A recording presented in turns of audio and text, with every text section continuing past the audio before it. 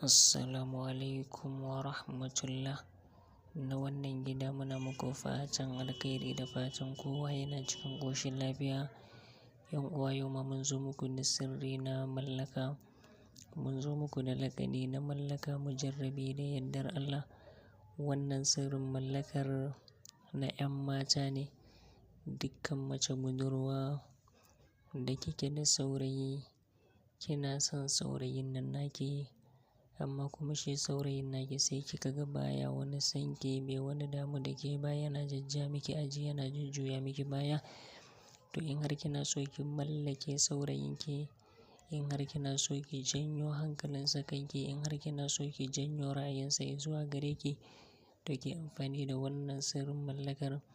Za ki mallake shi, zai so ki, zai ƙaunace ki, hankalinsa da tunaninsa da ra'ayinsa zai dawo kanki insha Allahu ta'ala. Domin wannan sirri ne na mallakar saurayi mujarrabi mai ƙarfin gaske bi iznillahi ta'ala. Yan uwa, ku danna mana subscribing, ku danna alamar ƙararrawa, sannan ku yi share, ku yi liking saboda yan uwa su samu ganin wannan sirri, saboda su masu amfana. Kuma ta yanda da zarar mun saki wani sirri ya riƙa zuwa muku kai tsaye insha Allahu ta'ala. Kuma idan mutum yana neman wani ƙarin bayani, ko kuma idan mutum yana so za a yi masa wani aiki, to insha Allah zai iya tuntuɓar malam akan lambar waya kamar haka: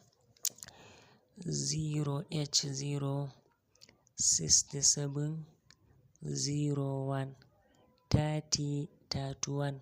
Insha Allah duk wanda ya tuntuɓi malam akan wannan lambar ta WhatsApp to zai same shi da yardar Allah. Yan uwa, kamar yadda muka shaida muku, wannan sirri ne na mallaka kuma na 'yan mata ne.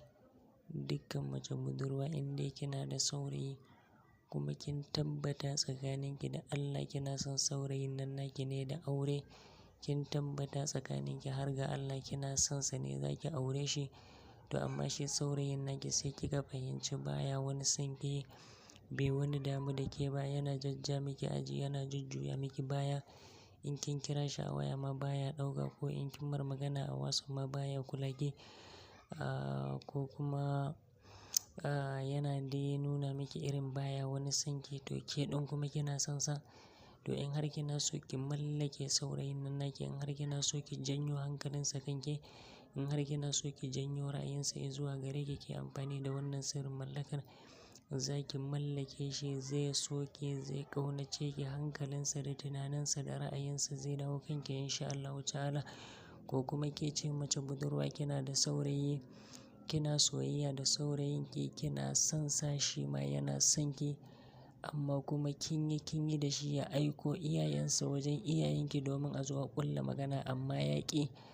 To in har kina so ya turo iyayensa a zo a yi magana a wajen iyayenki, to ki wannan sirrin. In dai kin yi wannan sirrin mallakar a kansa, to shi da kansa zai aiko iyayen, ba ma sai kin ce masa ya aiko ba. Saboda wata mace za ka ga tana ta soyayya da saurayi, ta yi ta bin sa, wane ka aiko iyayenka wajen iyayena domin a zo a ƙulla magana, amma sai ka ga ya ƙi. To in dai kina da saurayi kin ce mar ya aiko iyayensa wajen iyayenki ya ƙi, ki wannan sirrin mallakar. In dai kin yi, to shi da kansa zai turo iyayen nasa, ba ma sai kin ce mar ya aiko ba, shi da kansa zai turo insha Allahu ta'ala. Domin wannan sirri ne na mallaka mujarrabi da yardar Allah. Sai dai in mace budurwa ba ki wannan sirrin ba, amma in dai kina da saurayi kina son sa, kika ga yana jajja miki aji, yana nuna miki baya son ki, ki wannan sirrin, ki ga abin ban mamaki da yardar Allah. Za ki ga yanda zai riƙa nuna miki soyayya da ƙauna insha Allahu ta'ala. Ko kuma kin yi turo iyayensa wajen iyayenki ya ƙi, ki wannan sirrin za ki sha mamaki bi iznillahi ta'ala. Domin wannan sirri ne na mallaka mujarrabi da yardar Allah. To shi wannan sirrin mallakar yanda ake yin sa shine, idan mace budurwa kina so za ki wannan sirrin, to da farko za ki samo farar takarda, za ki samo tawada, sai ki samo itace na lalle. Idan kika samo icen lallen nan, sai ki feke shi sai ya zama alƙalami. Idan kika feke shi ya zama alƙalami kamar yadda kika ga an yi wannan rubutun, to ke ma haka za ki rubuta a jikin farar takarda, amma da itace na lalle. Za ki ga an buɗe abubuwa guda uku, to ke ma za ki buɗa su kamar haka. Za ki saka sunanki a sama, sai ki sa sunan saurayin naki a ƙasa. Bayan kin saka, sai ki naɗe wannan takardar sai ta zama laya, sai ki ajiye ta sai ƙarfe 1 dare yayi.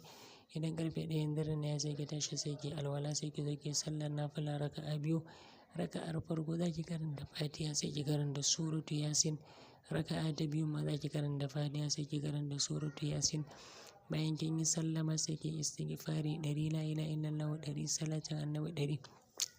To sai ki ɗauko wannan layar sai ki ɗaura ta a saman cirbinki. Idan kika ɗaura ta a saman cirbin nan naki, to sai ki ɗaga hannayenki sama sai ki faɗi ya rabbi sau 3. Bayan kin faɗa to sai ki ƙudurta niyya sai ki faɗi ya rabbi Allah zan yi wuridin nasrun minallahi wa fadhun qarib wa bashshiril mu'minin. Da niyyar Allah saurayi na wani sai ki faɗi sunan saurayin naki. Da niyyar Allah ya mallaka miki shi, Allah ya janyo miki hankalinsa kanki, Allah ya janyo miki ra'ayinsa zuwa gare ki. Allah ya jefa sanki da ƙaunarki cikin zuciyarsa. Allah ya lulluɓe zuciyarsa da sanki da ƙaunarki. In kuma so kike aiko iyayen sai ki faɗa da niyyar Allah ka ba wa wani ikon aiko iyayen wajen iyayena. To kullum za ki yi shi 1111 tsawon kwana 9. Rana ta 10 za ki samo zakaru guda 3 manya sai ki yanka sai ki sadaka. Ita kuma wannan layar sai ki je murhu inda ake dafa abinci ki saka ta a wuta ki ta ƙone. Wannan in kin yi za ki ga ikon Allah.